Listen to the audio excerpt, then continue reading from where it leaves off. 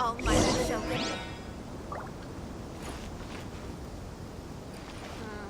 Festivals always attract so many people. Ugh. Hey, Kazuha! Are you okay? You've been standing in front of this blank canvas for a while, and you don't look so good. Apologies for making a wild assumption, but has the story of the five Kasen reminded you of anything? Yes.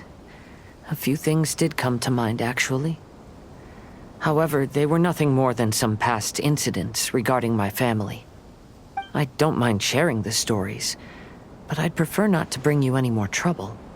Hey, we're all friends here, Kazuha. You can always tell us whatever's on your mind. Kaidehara, please forgive my assumption, but perhaps you were thinking of the Raiden Gokuden? The Raiden Gokuden? What's that? It appears that Miss Kamisato and I were thinking of the same thing. But it also has much to do with the Yashiro Commission. It would be improper to speak of it here without the consent of Miss Kamisato. It's fine. Those of us here are all trustworthy, so there isn't any harm in it. However, this matter is somewhat complicated and may be difficult to explain. Let me start with the Raiden Gokuden. As you all know, the Yashiro Commission's primary purpose is managing ceremonial and cultural affairs, and Inazuma's art of forging swords is a very important part of our culture.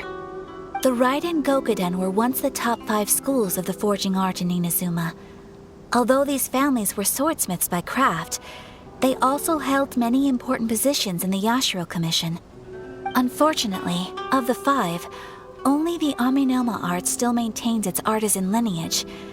The descendants of the Ishin art are also still alive, but the craft has been lost to time.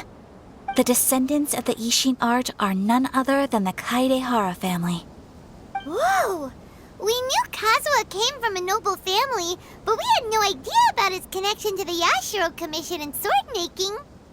Yes, but that's all part of the past now.